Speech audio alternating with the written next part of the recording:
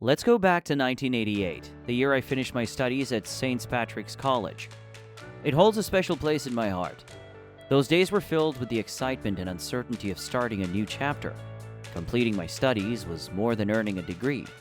It was stepping into the real world with its challenges and decisions. Since then, life has been a roller coaster of joy and sadness, highs and lows. Through it all, I've learned so much about myself and the world. Looking back, I'm grateful for all the experiences and people in my life. Join me as I share the journey of my life. Welcome to my world. After earning my BCom degree from St. Patrick's College in 1988, I felt a sense of accomplishment, inspired by my father, Abdulaziz Misbah, who earned a PhD in International Relations. His dedication to education showed me the value of striving for success. My father turned down a job offer from Mr. Bhutto at the Foreign Ministry to work for J.K. Brother, choosing to carve out his own path as the first person to earn a PhD in Pakistan. After graduation, I proudly showed my father my mark sheet with a score of 98 out of 100. His pride and joy were palpable. To celebrate, he bought a life insurance policy for me, ensuring my financial security for 21 years, and designated himself as the successor, trusting in our bond. Despite his careful planning, my father passed away before the 21-year mark, leaving a void in our lives.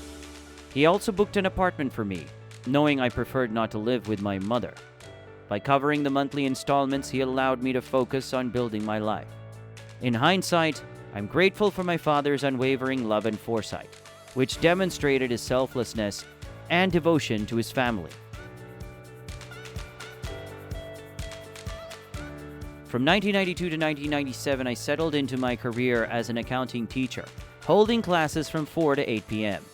Teaching brought me joy, especially seeing my students' understanding grow. My busy schedule paid off financially, allowing me to invest in the Karachi Stock Exchange, which doubled my money and opened new opportunities. My dad was incredibly proud, boasting about my success as both a teacher and investor. While my mom worried about the risks, her actions after my father's passing demonstrated her strength. With the help of Yusuf Malik, a prominent Supreme Court lawyer, she fiercely protected our family's legacy. Though my father is no longer with us, his legacy and memory guide me, lighting my path forward.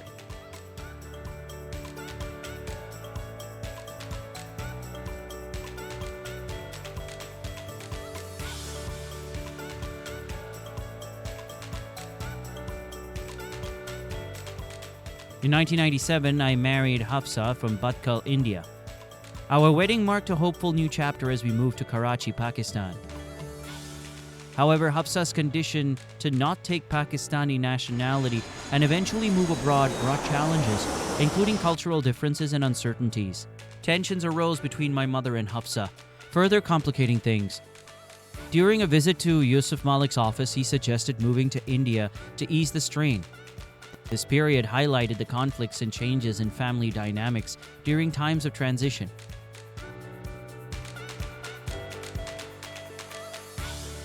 Moving to the USA in 2000 marked a major chapter in my life, but it wasn't the only change that year. I discovered that my wife Hafsa married me to leverage my connections in Pakistan to enter the USA. Over time, her true intentions surfaced. She planned to marry an American citizen for her own path to citizenship, engaging in relationships with others, including Khalid from Bangladesh. This betrayal shattered my trust. Also, there was a time when I could have signed the papers for the house in her name, but I refused to sign. The money they offered wasn't enough, considering how much it would affect my life. In 2010, after years of emotional turmoil, I decided to leave my house, realizing that staying in a situation where I felt disrespected was untenable. With the support of my friend Rizwan, I sought refuge at his garden, enduring harsh conditions. During this time, I realized that I couldn't change others, only myself. Khalid later went to Bangladesh and married another woman. Now he wants to divorce my wife, Hafsa, to bring his new wife to the USA. Hafsa refuses to divorce him because she doesn't want to live with me again. When I left the house, Hafsa wrote a letter to Khalid's wife in Bangladesh, pretending it was from me, urging her to divorce Khalid so Hafsa could continue living with him. My wife's sister, Jamila, once told me, "Salim, you're not a god. You can't change people. Her words reminded me of the complexity of human nature and its limits of personal agency. Estranged from my family, I maintain communication through text message to keep a record of our interactions. Despite the challenges, I am determined to pursue my dreams, including presenting my innovative idea on Shark Tank with the hope that it will help me achieve my ambitious goals. Now I live alone in Pennsylvania.